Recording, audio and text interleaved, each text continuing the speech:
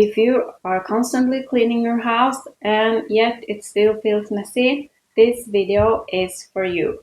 You wipe the counters, you pick things up, you tidy the living room, but somehow a few hours later it is still just as messy. You feel like you're doing something wrong and you might even feel like a failure. And you start wondering, how do other people do it and why can't I?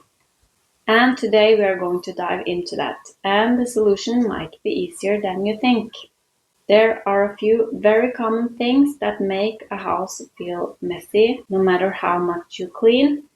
And once you see them, it's easier to fix. And stay until the end because I do have a bonus tip in the end that might surprise you, but it can instantly make a room feel calmer. I am Misty and I do currently live alone with my 3 kids, so I do have my share of experience in this area. The first thing is overwhelm. Most houses are not messy because people are lazy. They are messy because there are too many decisions. Every item in your house is a decision. Should I keep it? Where should I put it? Does the kid still use this? Do I still use this? Does this fit?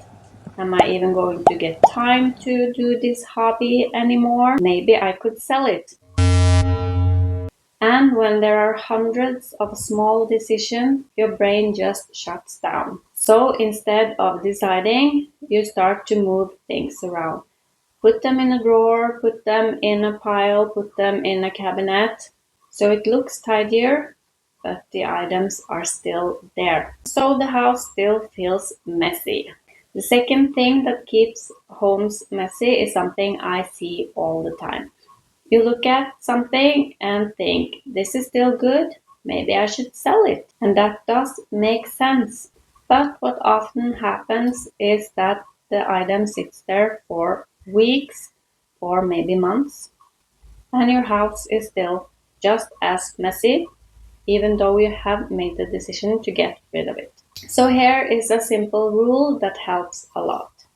You should decide on a limit. For example, if you think that something is worth more than 20 or 25 or $30, whatever you set to be your limit, you can sell it.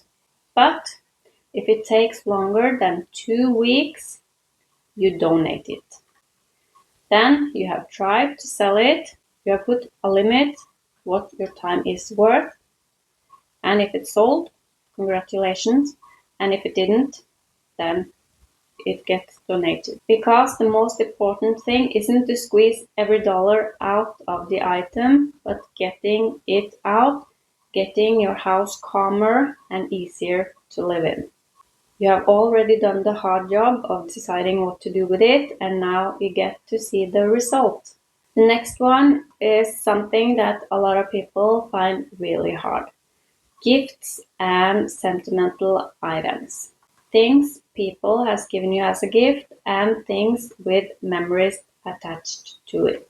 You might feel like someone gave this to me, I should keep it. You are not required to keep something in your house forever just because it was a gift. Yes, the microphone kind of went rogue there, so I had to refilm this part, but I think it's gonna be just fine, so bear with me. We were talking about gifts and sentimental items. Gifts can be kind of hard because, it was a kind gesture, someone thought about you when they got it for you, but the gift has served its purpose when it was given to you. You are totally allowed to not keep it longer than you want to.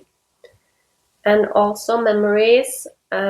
Memories is one of the hardest categories because you are afraid of forgetting the good memory.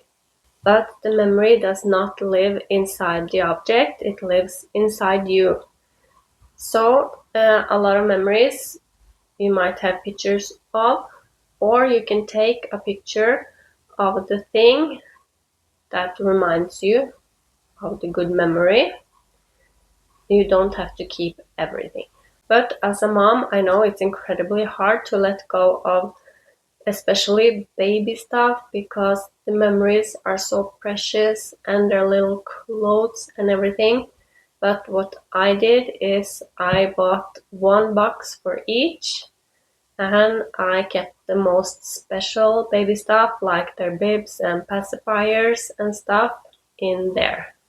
And I have let go of the rest. But I didn't do it in a day. I did it in several rounds. It gets a little easier each time. Now, the next thing that can make it harder to declutter and create a calm and tidy house is the donation dilemma. If you overthink everything that you want to donate, you can get stuck real fast. If you are like me and don't like to throw perfectly good things away, but you want it to be useful for someone else, instead of spending a lot of time to find the perfect place to donate each item, you should do some research and find out where can I donate a mix of things. I have a couple of places that take both decor pieces and kitchen items and clothes. I don't have to stop and think and sort very much when I declutter. I can just throw everything into one box and it's really fast dropping it off so it doesn't sit in my house long after I have decided to give it away. That makes it so fast and easy to move stuff out of your house, and someone can get use of it, and that is such a good feeling, both of those things. And now the bonus tip I mentioned earlier, and I have talked about this before in my channel, but too many decor pieces can actually keep you from creating a calm home. Even if everything is clean, if every surface has decor pieces on it, your brain still experiences visual noise. So you can try out removing half of the decor pieces and see if it makes a difference in your space. You might be surprised. And if you would like some help getting started, I do have a step-by-step guide linked below. You can grab it to get help on where to get started and how to get momentum going without being exhausted in the process. And if creating a calm home is something you want more of, you can subscribe to this channel because that's what this channel is about. See you in the next one. Bye!